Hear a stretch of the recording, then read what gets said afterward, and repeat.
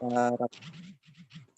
Istilah pertama mengacu pada suatu kata yang memiliki beberapa makna, seperti kata ain, menunjukkan pada makna untuk melihat mata air, wujud sesuatu, dan mata-mata. Istilah kedua merujuk pada beberapa kata yang tidak memiliki hubungan kecuali kesamaan bentuk. Dalam linguistik Arab, konsep yang kedua dikenal dengan jinas tam. Udah 1985 102. Hal yang berkaitan dengan makna idiomatik dan perubahan makna dan pengembangan kata telah dikemukakan dalam bagian lain sehingga tidak perlu diulangi di sini. Jadi dalam linguistik homonim diistilahkan dengan mustarak. Maksudnya apa? Satu kata itu punya makna, beberapa makna. Jadi bahasa Arabnya linguistik itu logawi ya. Jadi linguistik bahasa Arabnya adalah logawi ya. Sehingga diistilahkan dengan al-mushtarak. Kenapa? Karena dari satu kata punya beberapa makna. Adahu ma'anin. Jadi ada beberapa makna. Misalnya kata ainun. Ainun itu memiliki makna yang bukan hanya artinya melihat. Ya. Tapi juga bisa bermakna mata air. Ya kan? Atau wujud sesuatu. Bisa juga mata-mata. Jadi ain itu bisa maknanya banyak. Kemudian istilah yang kedua merujuk pada beberapa kata yang tidak memiliki hubungan kecuali kesamaan bentuk. Jadi ada hanya kesamaan bentuk. Karena biasa ada kata itu bentuknya sama.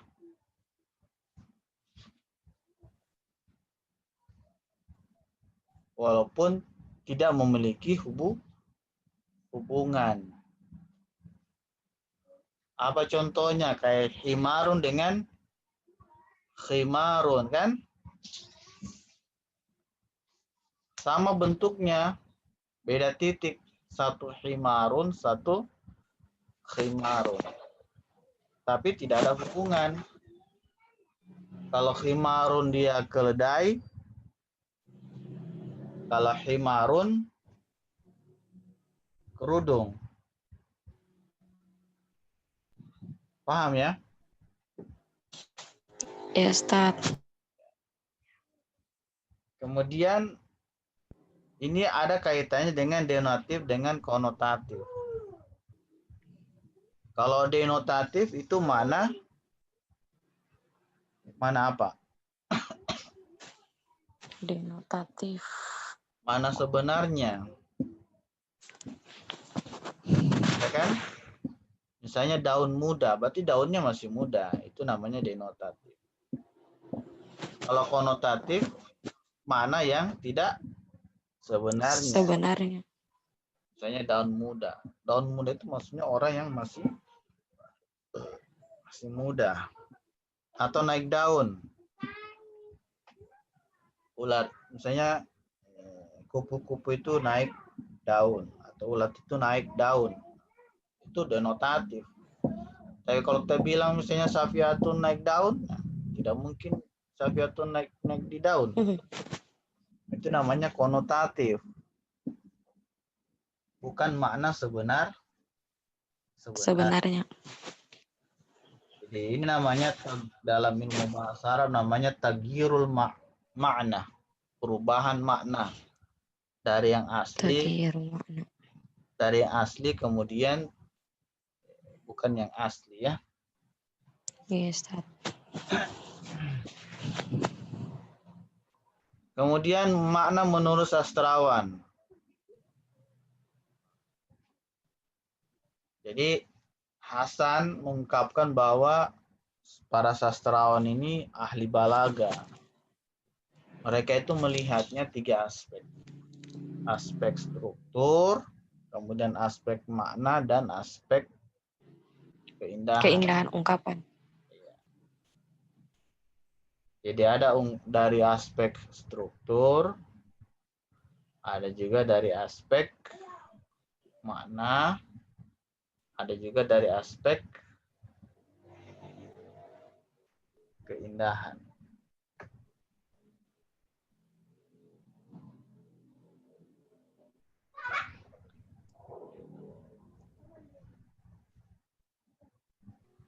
Misalnya yang pertama,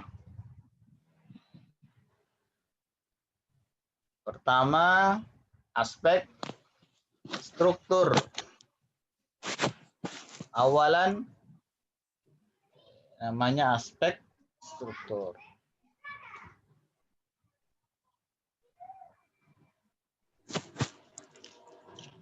Jadi kalau aspek struktur ini kajian sastrawan Ihwal masalah struktur bahasa dibingkai dalam satu bidang kajian yang disebut dengan ilmu ma'ani. Kalau dalam bahasa Arab itu sastra itu apa? Adab. Jadi kalau pelajaran sastra atau kajian sastrawan namanya dirasatu adabiyah. Makanya ada namanya jurusan adab. Jadi kajian dirasatu adabiyah. Apa yang dia bahas? Itu masalah struktur bahasa. Kalau dalam bahasa Arab itu namanya tarkibul logawi. Susunan. Ya, struktur bahasa itu dalam bahasa Arab disebut apa tadi? Tarkibul logawi. Nah, itu dibingkai dalam satu kajian yang disebut dengan ilmu ma'ani. Pandangan mereka terhadap aspek struktur berbeda dengan pandangan ahli sintaksis. Jadi ada perbedaan antara ahli sintaksis dengan ahli struktur. Begitu ya. Jadi yang dimaksud struktur oleh ahli balaga ialah jenis struktur dilihat dari gaya kalimat, cara pengungkapan, peringkasan, kelewahan ungkapan, dan keseimbangan ungkapan dengan Maknanya.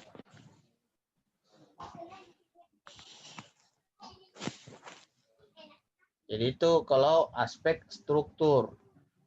Kenapa? Karena lebih kepada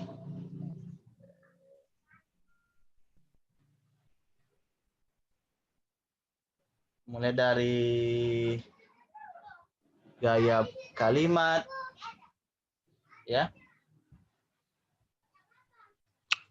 namanya gaya kalimat.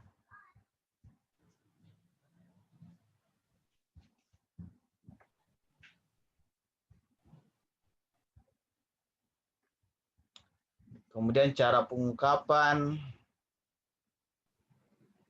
Jadi sesungguhnya kajian ini lebih erat pada masalah hubungan antara makna dan bentuk ungkapan. Jadi hubungan antara makna dan bentuk ungkapan.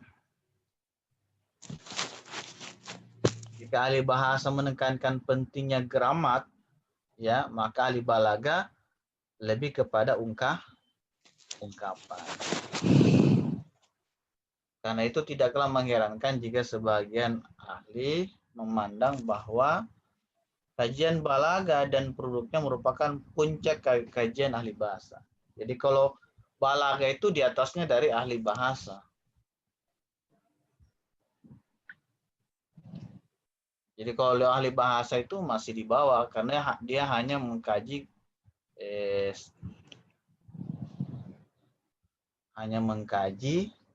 gramarnya saja kan, tata bahasanya saja. Kalau ahli bahasa itu tata bahasanya saja. Tapi kalau ilmu ahli balaga bukan tata bahasa, tapi makna setiap struktur yang dibuat oleh ahli bahasa.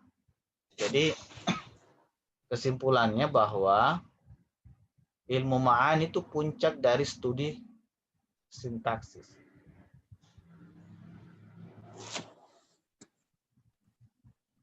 Itu yang pertama ya. Antara struktur. Nah, yang kedua adalah aspek Makna. Kalau aspek makna ini, kalau tadi kan ilmu ma'ani ya. Ya. Kalau aspek makna biasanya diawali dengan ilmu bayan.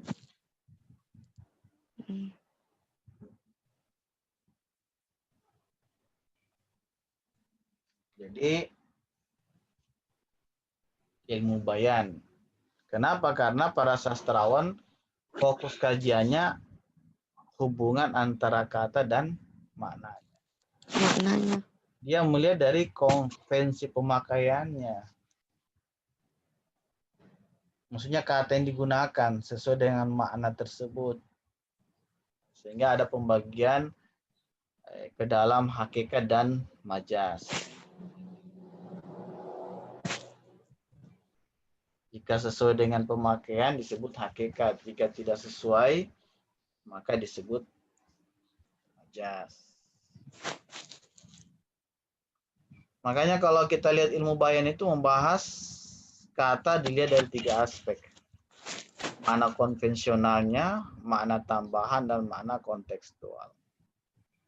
Jadi ilmu bayan itu kajian yang menelaah variasi ungkapan untuk menyampaikan makna dan maksud yang relatif sama.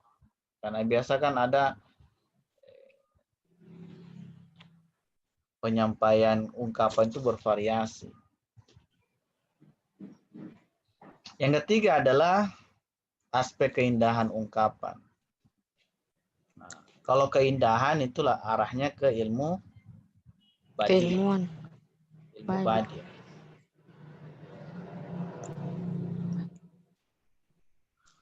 Lalu pendekatan dalam memahami makna. Coba Safiatun baca. Pendekatan. Paparan pendekatan dalam memahami makna. Paparan di atas memperlihatkan betapa kayanya jenis kata dilihat dari berbagai sudut pandang. Masalahnya sekarang ialah bagaimanakah cara menentukan dan memahami makna dari berbagai jenis kata tersebut. O'Grady mengemukakan beberapa pendekatan yang digunakan orang untuk memahami makna ujaran. Pendekatan tersebut ialah referensi, ekstensi, dan intensi. Komponen semantik, hubungan semantis antar kata, dan hubungan semantis antar kalimat. Pendekatan-pendekatan ini dapat dipaparkan secara singkat seperti berikut. Nah, jadi dalam memahami makna ada pendekatannya ya. Iya. Jadi ini menunjukkan bahwa betapa kayanya jenis kata dilihat dari berbagai sudut pandang. Bahasa Arabnya sudut pandang apa? Wajhatun nazari.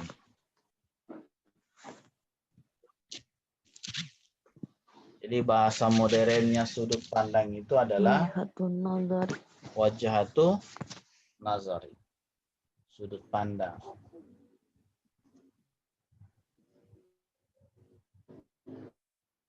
Kemudian masalahnya sekarang ialah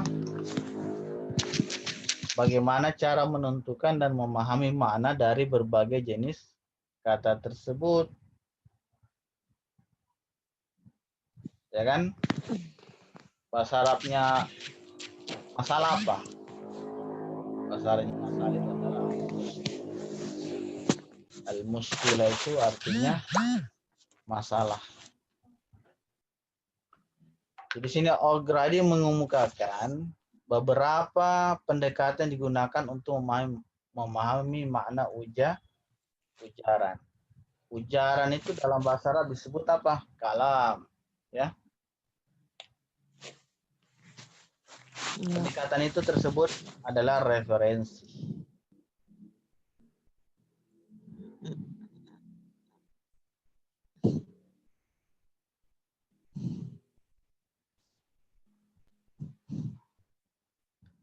Referensi. Yang pertama adalah pendekatan referensi. Dalam bahasa Arab referensi itu namanya muraji'.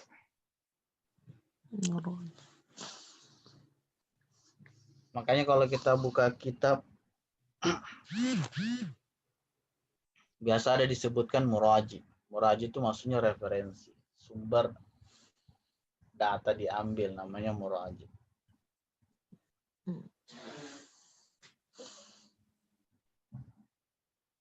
Kemudian ekstensi dan intensi. Nanti dijelaskannya. Lalu komponen semantik. Kemudian hubungan semantik.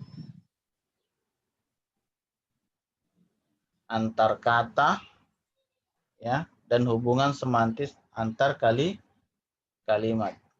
Pendekatannya akan dibahas sebagai berikut. Coba Safiatun, apa itu referensi? Referensi merupakan suatu upaya untuk menyamakan makna kata dengan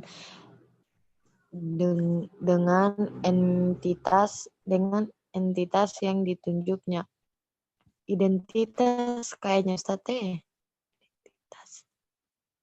Identitas yang dirujuknya. Kata buku misalnya berkorespondensi dengan seperangkat entitas yang berada di dunia nyata, namun pendekatan ini mengalami kesulitan tatkala berhadapan dengan makna ujaran yang tidak berhubungan dengan entitas atau entitasnya beragam. Ungkapan Presiden Republik Indonesia dapat berkorespondensi dengan Soekarno, Soeharto, Habibie, Abdurrahman Wahid, Megawati, Susilo Bambang Yudhoyono, Joko Widodo, dan Presiden Indonesia lainnya pada masa yang akan datang.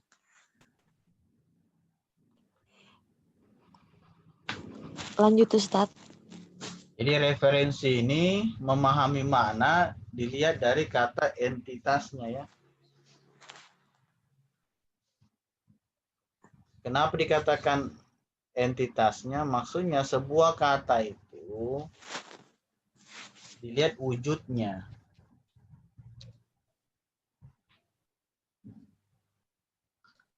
Jadi misalnya kata buku. Nah, buku itu misalnya berkorespondensi dengan seperangkat entitas yang berada di dunia nyata. Jadi kalau bicara kata buku, biasa entitasnya adalah berkorespondensi. Misalnya orang korespondensi, berarti ada kaitannya dengan masalah buku. Itu namanya entitas, ada wujudnya. Nah, cuma ada kendalanya ketika mana ujaran tidak ada hubungannya.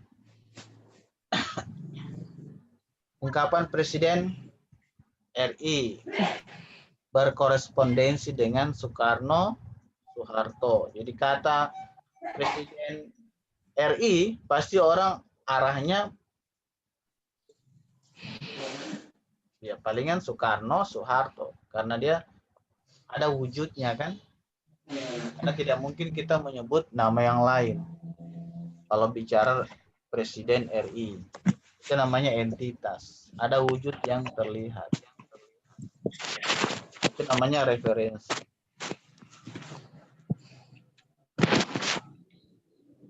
Nah, karena ada kesulitan untuk melahirkan entitas, maka muncullah ekstensi.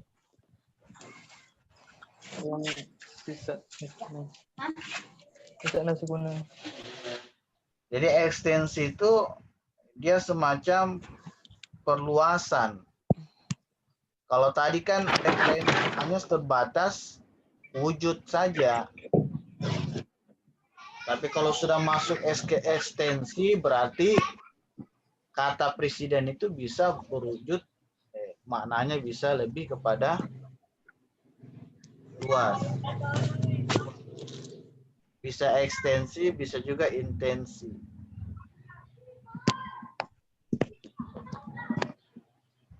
Jadi kalau ekstensi lebih luas, sementara intensi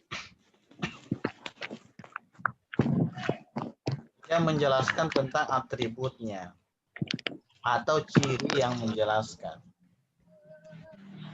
Jadi ekstensi berarti hal-hal yang ditunjukkan ungkapan berupa perangkat entitas. Jadi penjelasan dari perangkat entitas. Sementara intensi merupakan makna atau konsep yang terkandung dalam suatu ungkapan. Misalnya begini, ekstensi dari Presiden RI Orde Baru, pasti kita bilang ekstensinya adalah Soeharto. Jadi dia menjelaskan dari secara luas tentang keberadaan wujudnya entitas. Itu namanya ekstensi, menjelaskan. Sehingga Soeharto itu dia adalah presiden di masa Orde Baru. Itu ekstensinya.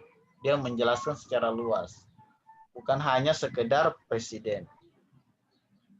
Tapi kalau intensi, dia lebih kepada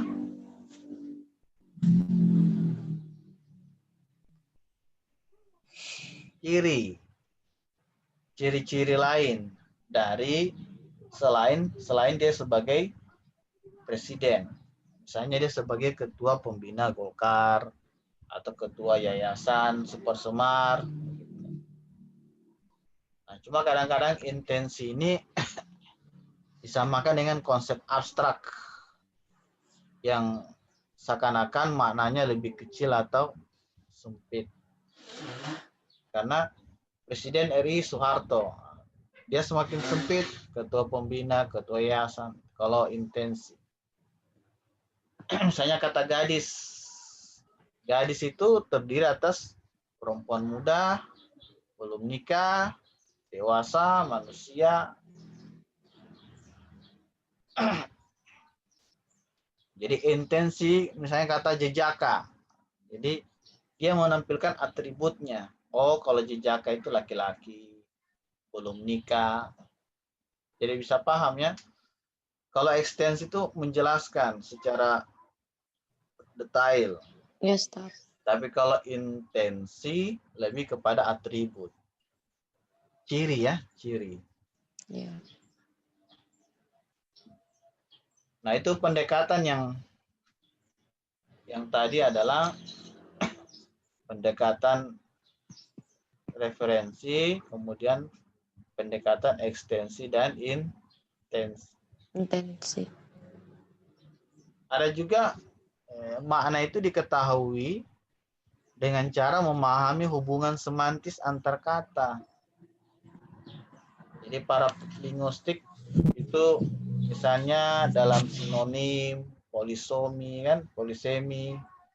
Jadi untuk memahami sebuah makna, dia cari hubungannya antara satu kata dengan kata yang lain. Misalnya kalau al-insan, kan?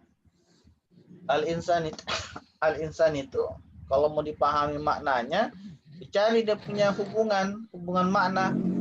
Misalnya al-insan hubungannya dengan al-bashar, ya kan? Apalagi al-anam, an-nas, itu sinonim namanya. Ada memahami sebuah makna berdasarkan hubungan semantis antar kata. Jadi sinonim itu dua kata yang memiliki kemiripan. Misalnya perempuan, an-nisa dengan al-mar'ah. Tapi biasa kalau an-nisa itu dia jama ya, al-mar'ah itu mufrad. Jadi jamanya adalah an-nisa.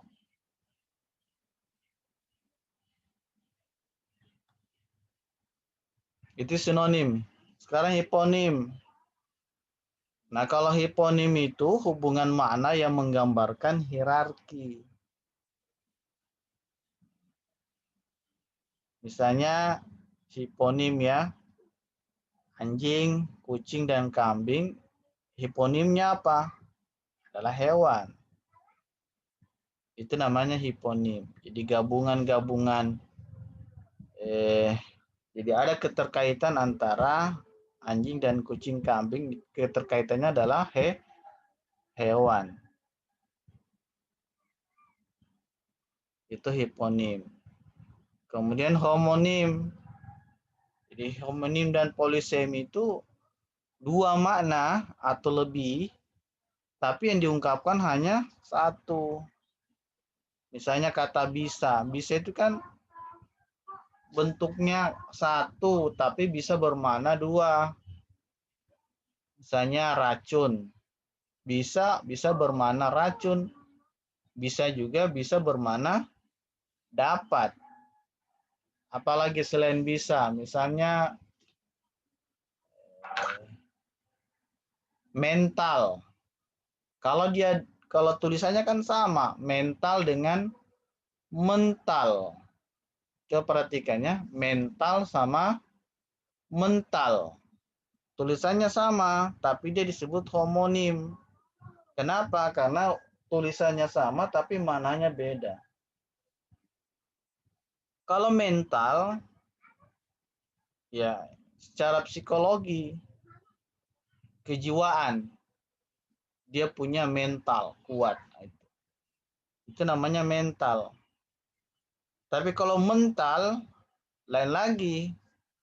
Itu kayak bola, kita lempar, kena di dinding, terus dia kembali. Itu namanya mental. Paham ya? Nah, itu namanya homonim. Sama tulisannya, tapi maknanya berbeda.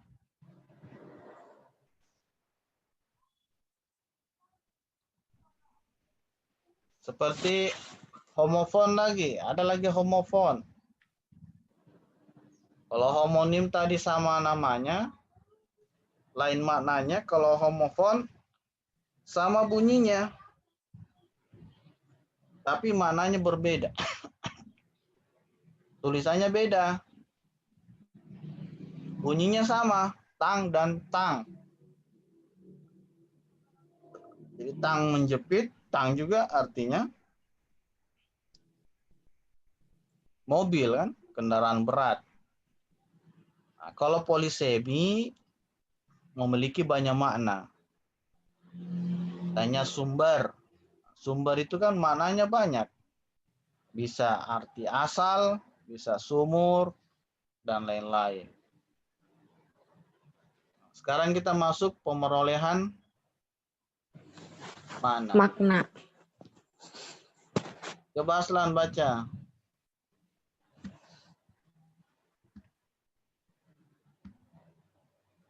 Ada Aslan? Ada Ustaz.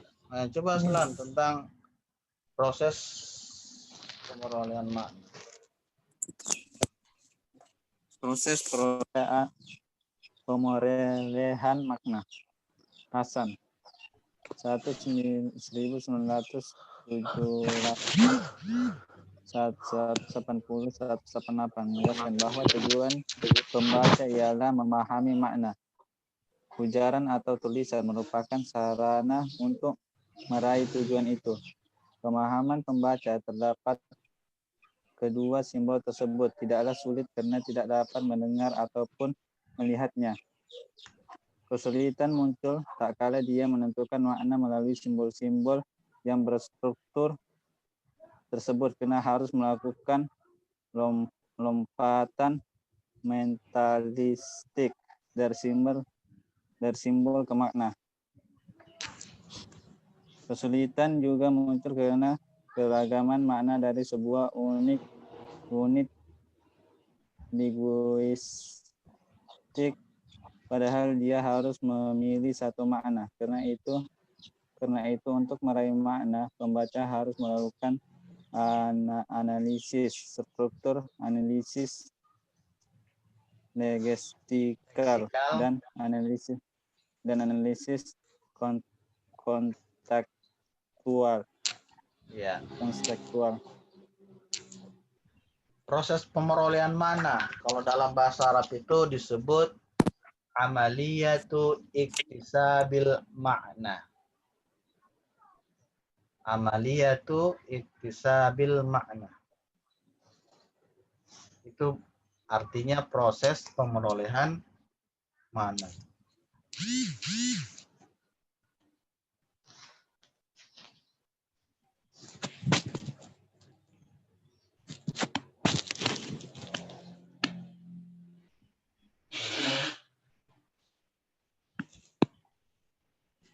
Apa tadi bahasa Arabnya? Proses pemerolehan makna?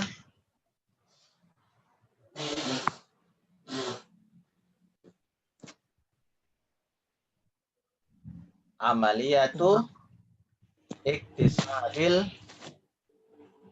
makna. Jelas ya? Iktisafi makna. Iya, Ustaz. Karena kalau iktisab itu kan artinya berusaha kan? Iktisaf. Kasab itu berusaha. Iktasaba yaktasibu iktisabun. Makna. Pemerolehan. Jadi pemerolehan itu iktisab. Iktisaf. Jadi Hasan menegaskan bahwa tujuan pembacalah memahami makna. Al-fahmu fahmul makna, ya. Ujaran atau tulisan apa ujaran tadi? Al-kalamu awil kitabatu merupakan sarana untuk meraih tujuan itu. Jadi wasilatu litahqiqi hadzal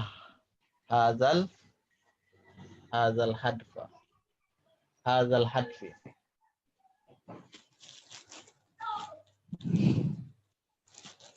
Jadi ujaran atau tulisan merupakan sarana untuk meraih tujuan.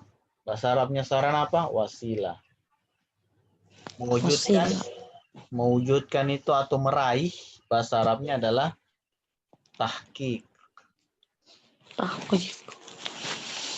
Jadi tahqiq itu meraih atau mewujudkan. Kalau sarana itu wasilah. Kalau tujuan itu hadfun, zamannya ahdaf. Apa tujuanmu di sini misalnya? Bahasa Arabnya adalah madzal hadfuka huna. Jadi hadfun itu tujuan. Ahdaf jamaknya tujuan-tujuan. Jadi pemahaman pembaca terhadap kedua simbol tersebut tidak sulit karena dia dapat mendengar atau melihat. Jadi laisa sa'ban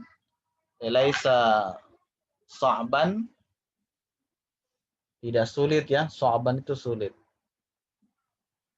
Sama simak mendengar atau melihat, au ru'yah. Ru'ya itu melihat.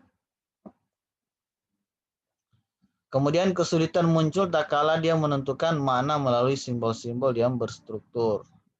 Jadi harus melakukan lompatan mentalistik dari simbol ke makna. Jadi dari sebuah simbol akan menghasilkan sebuah makna. Contoh, di lampu merah.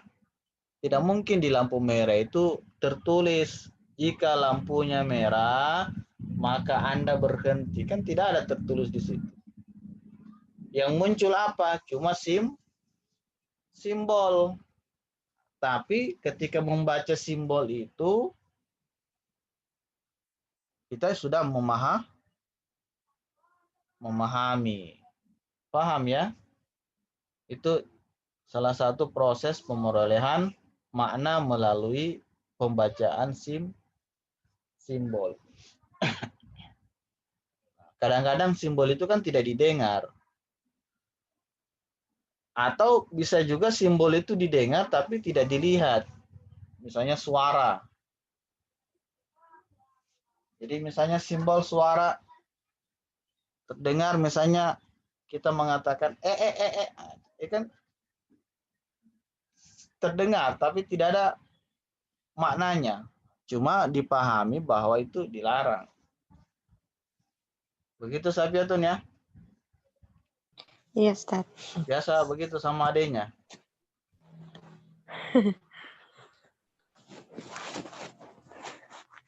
Jadi ada lompatan mentalistik dari simbol ke makna. Kemudian kesulitan juga apa kesulitannya muncul karena keragaman makna dari unit linguistik. Padahal harus memilih satu makna. Ikhtiar makna wahidin. Jadi harus memilih satu makna.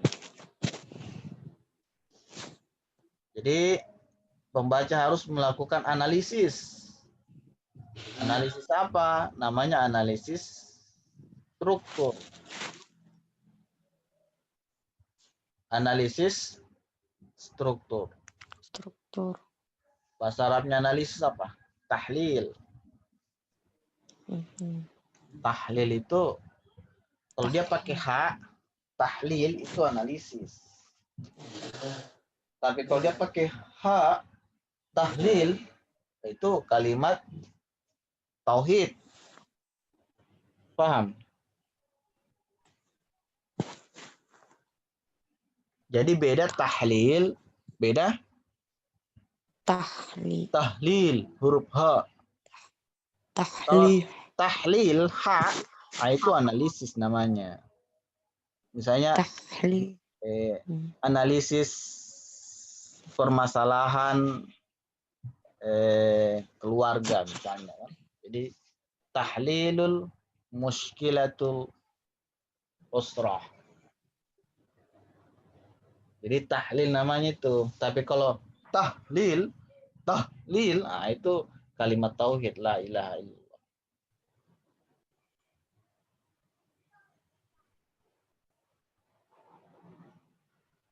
Jelas ya? Iya, Ustaz. Jadi analisis struktural berkaitan dengan penelaahan dua hal pokok. Analisis morfologis dan analisis sintaksis. Kalau analisis morfologis itu ilmu sharaf. Kalau analisis sintaksis itu ilmu nahu. Paham ya? Ya, Ustaz. Nah, kalau untuk analisis morfologis, dia memahami tiga hal. Apa yang pertama? Yang pertama, kata itu memiliki sekumpulan makna morfologis. Jadi setiap kata itu ada makna nominal, ada makna verbal. Nominal itu kan benda ya. Verbal itu kata kerja. Adjektifal, apa adjektifal? Kata kata si Sifat. sifat. Kalau preposisional, Preposisional. kata bantu Bantu, Ustaz. atau kata depan seperti di, dari.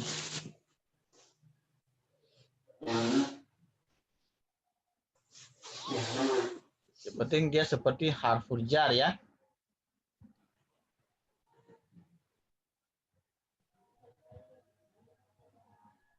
Yang kedua, bahwa mana morfologis tersebut disajikan melalui konstruksi yang beragam. Konstruksi ini terdiri atas dasar, misalnya mujarad, ya kan? Kata dasar mujarad, mujarad itu kan asli ya. Atau sudah mendapatkan afiksasi. Kalau dalam bahasa Arab namanya harfu mazid, huruf ketambahan. Atau afiksasi. Afiksasi itu apa? Kalau dalam bahasa Arab disebut mazid. Kalau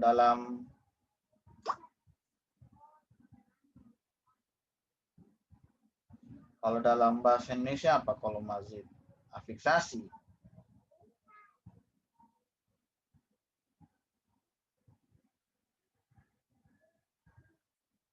Makanya afiksasi itu ada prefiks, ada konfiks, ada sufiks, ada awalan, ya kan?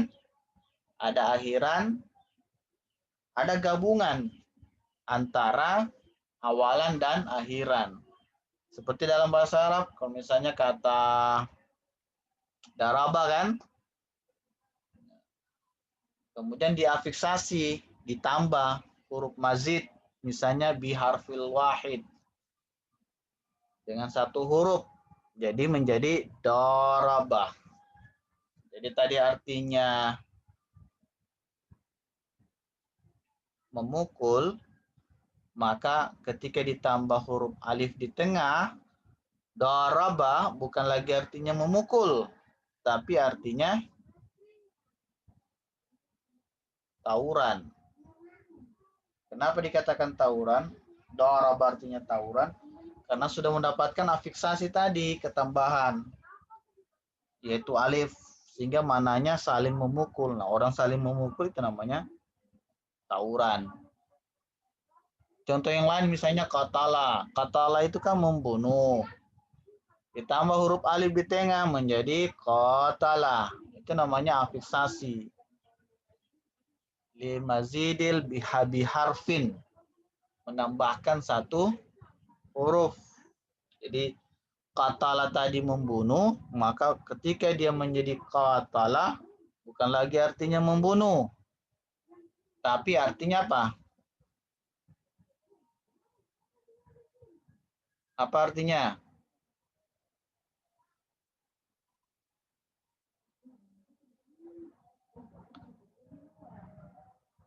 Apa Sabiatun?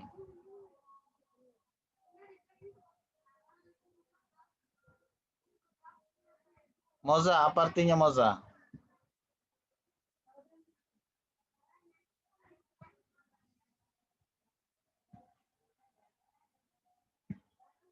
Aslan? Kotala, Ustaz. Iya.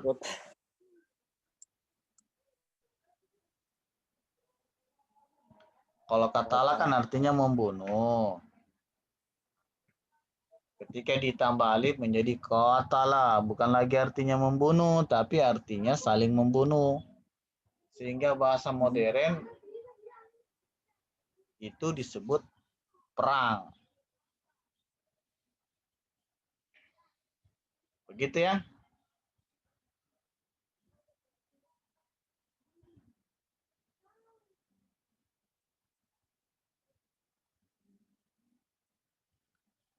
Kemudian ketiga, konstruksi itu berhubungan sesama lain, baik hubungan persesuaian maupun pertentangan. Itu analisis sintaksis.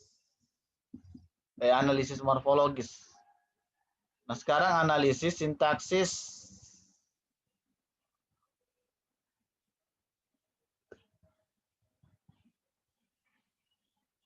Nanti kita lanjut ya. Kita lanjut analisis sintaksis.